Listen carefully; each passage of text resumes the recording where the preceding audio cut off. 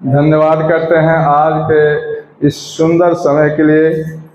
उस परमपिता परमेश्वर को हम कोटि कोटि नमन करते हैं, क्योंकि हम लोगों को परमेश्वर अभी तक सुरक्षित रखा है। इसीलिए हम इस कलीसिया में पधार कर उनकी महिमा करने के लिए, गुणगान करने के लिए आए हैं।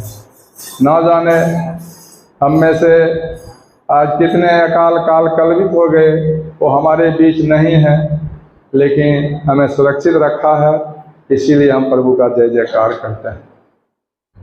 हम आज के सुंदर समय के लिए हम प्रभु को धन्यवाद देते हैं, और ख़ास करके पुनः आज भजन संगीता में कुछ अपना डिस्क्रिप्शन करने का मुझे मौका दिया, इसके लिए हम प्रभु को कोटि कोटि नमन करते हैं। भजन संगीता 62 परमेश्वर का यह दाऊद का भजन है, जो राजा दाऊद को कितना बड़ा राजा बनाया था परमेश्वर।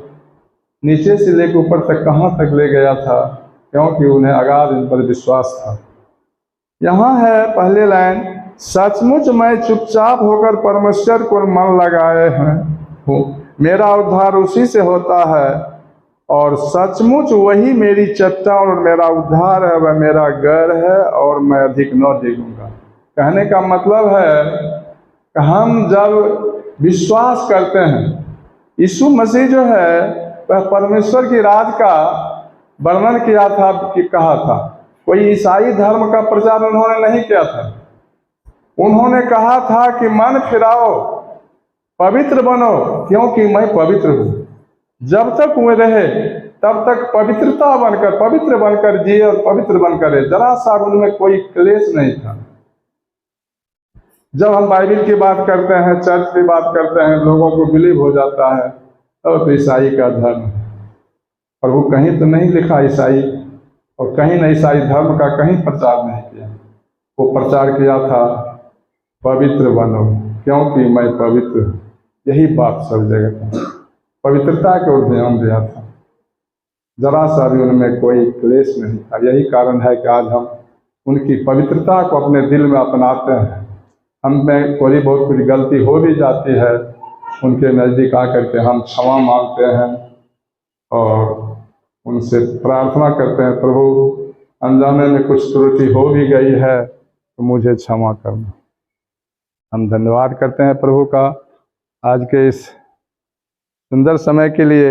यहाँ है, तुम कब तक एक पुरुष पर धावा करते रहोगे कि सब मिलकर उसका घात करो। वह तो झुकी हुई भीत या गिरते हुए वारे के समान है। जो दीवार स्वयं गिरने वाली है उस पर कितना हम बिलीव करेंगे। जो झुका हुआ तो गिरा हुआ है। लिखा ही that is down needs fear no fall. अंग्रेजी में कविता पढ़ाते हैं कि जो स्वयं गिरा हुआ है उसको हम कहाँ तक बचा सकते हैं, और उस पर हम क्या विश्वास कर सकते हैं हमें बचा सकता है? हमें नहीं बचा सकता है। क्यों? जो स्वयं गिर रहा है वो हमें क्या बचाएगा? तो अपने आप गिर रहा है। हमारी धर्मशास्त्र बता रही है कि गिरते हुए बारे के समान है। सचमुच वे उनको ऊंचे पद पर गिराने को सम्मति करते हैं। वे झूठ से प्रसन्न रहते हैं और मुंह से तो आशीर्वाद देते हैं पर मन में कोसते हैं। वैसे व्यक्ति हमारे बीच में हैं जो ऊपर मन से हमें आशीर्वाद देते हैं, लेकिन भीतर से वे कूटते हैं, कोसते हैं। जब हम लोग चलते हैं तो रास्ते में अगर मिलते हैं, बाइबल देखते हैं, हाँ सर जी कहाँ जाए छी, अच्छा ठीक है, लेकिन भीतर से जब चल देंगे तो कहेंगे अरे तो जा रहा है ईसाई धर्म का प्रचार करने। और वो ईसाई धर्म का प्रचार नहीं किया था। जब तक रहे तब तक उन्होंने अच्छी बातें को हमें दिया, अच्छी बातें बताते रहे और जिंदा स्वर्ग उठाए गए। सारी बात एविडेंस है, ऐसी बात नहीं है कोई मनगढ़ंत बातें हैं। सबने देखा जाते हुए। जब कब्र से जी उठे तीसरे दिन और 40 दिन तक सब अपने चेलों के बीच में रहा, खाया पिया, प्रवचन दिया, उसके बाद जब जा रहे थे सब देखा कि ऊपर जा रहे हैं। ऐसा आज तक कोई एग्जाम्पल ही नहीं है, कोई उदाहरण नहीं है जो जिंदा स्वर्ग गए हैं। इसीलिए आज तो हमारे परमेश्वर जीवित परमेश्वर, जिसकी हम आराधना करने के लिए आप चर्च में आए हैं। यहाँ हम देख रहे हैं भजन संगीता में, हे मेरे मन परमेश्वर के सामने चुपचाप रह, क्योंकि मेरी आशा उसी से है।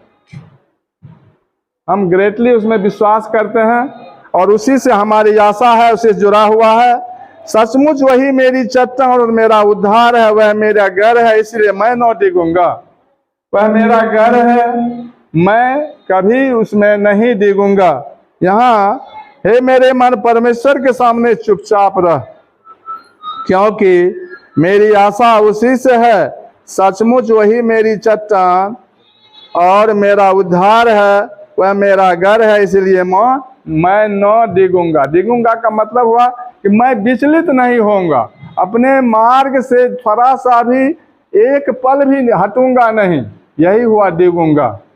मैं उन पे अगाध विश्वास है, बिलीव है, इसीलिए मैं अपने मार्ग से तो जरा सा भी विचलित नहीं होऊंगा। मेरे उद्धार और मेरी महिमा का आधार परमेश्वर है। धन्यवाद करते हैं प्रभु का कि मेरी महिमा का आधार कहते हैं बेस को। बेस हमारा जब मजबूत होगा, हमारे घर के फाउंडेशन जब मजबूत होंगे तभी हमारा घर मजबूत है। इसीलिए आप देखते हैं ना, पिलर पर पिलर, पिलर पर पिलर 2-3 जगह बांधते हैं। हम देखे आज एक घर बनाया, हम जाते हैं, एक तो पिलर एक नीचे दिया था, एक प्लिंथ बना था, पूरा घर लेकर के उलट गया। एक तो किनारा पर था, दलदल में बना रहा था, लेकिन उतना मजबूत फाउंडेशन नहीं था, इसीलिए पूरा दीवार इधर गिरा इधर गिरा। वो पूरा वाला घर बना था, लागत का है 4 लाख का लागत से बन रहा था, लेकिन गिर गया। क्यों गिर गया? उसका फाउंडेशन कमजोर था। कहने का मतलब है हमारा फाउंडेशन प्रभु में बिलीव है, हमें अगाध विश्वास है, मैं कभी डिगूंगा नहीं। इसीलिए हमारा फाउंडेशन क्या है?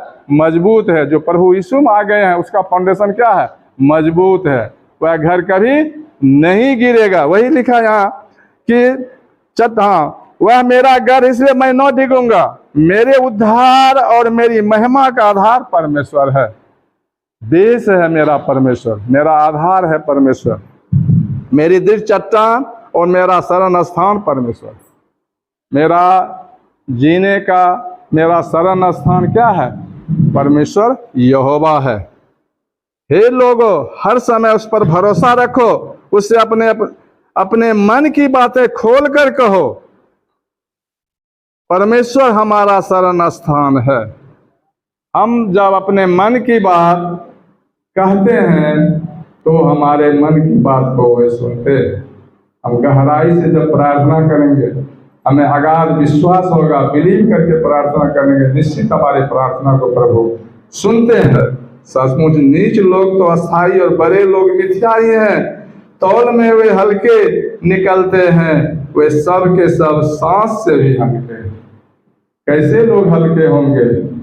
जो उन पर विश्वास नहीं करते हैं, डिसबिलीव करते हैं, वे लोग इतने हल्के होंगे, वो सांस से भी हल्के होंगे। जो हम सांस लेकर छोड़ते हैं उससे भी हल्के होंगे। ये सब के सांस से भी हल्के हैं। अंधेर करने पर भरोसा मत रखो और लूटपाट करने पर मत खोलो। चाहे धन संपत्ति बढ़े तो भी उस पर मन न लगाओ। हम थोड़ा सा देखेंगे इसी बाइबल में एक दृष्टांत है। 19 में एक जकई का है। वो जो टैक्सेशन लेता है, बहुत बड़ा जो है टैक्स लेकर के बहुत बड़ा अमीर आदमी बन गया है, संपत्ति बहुत बना लिया। और उसी मार्ग से जब प्रभु जा रहे तो उसे देखने का मन करता था, देखें प्रभु कैसा है, बहुत भीड़ जल्दी है।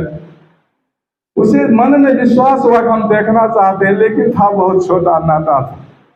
सोचा हम कैसे देखेंगे, तो उसी मार्ग से दौड़ करके आगे चला गया और एक गुल्लर के पेड़ पर चढ़ जाता है तो देखने के लिए।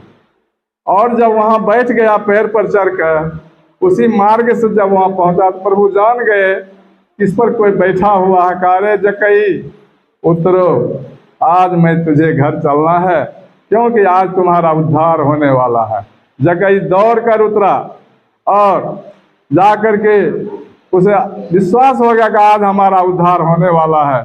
और कहा प्रभु मैंने बहुत ज़्यादा धन बेईमानी करके जमा किया, मैं जिसका 1 गुना लिया हूँ मैं उसको 4 गुना भी लौटाने के लिए तैयार हूँ प्रभु।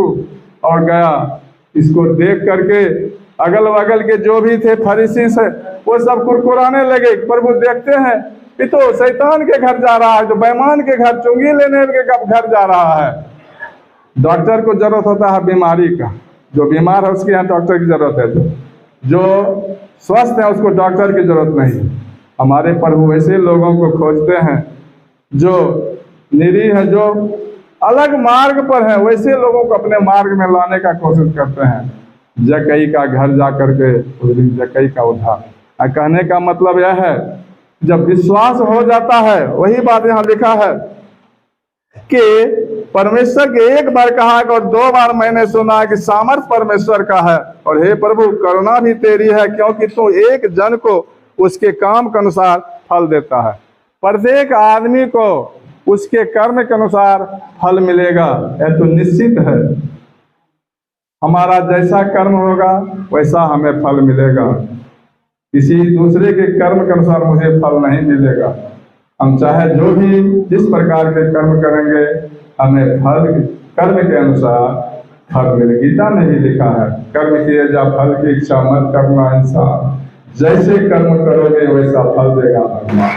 ताली बजाने के लिए जब सीना से ऊपर ताली बजाएंगे तो परमेश्वर का ताली है, सीना से नीचे बजाएंगे तो नेता का ताली है।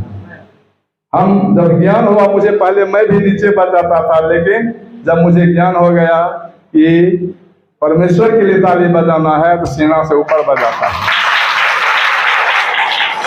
क्यों बजाता हूँ कि नेता आज रहेंगे ना रहेंगे, आज है कल चले जाएंगे, कुर्सी क्षण भंगुर है। आज मोदी है, हो सकता है कल केजरीवाल पर बैठ जाए कोई प्राइम मिनिस्टर के कप पर।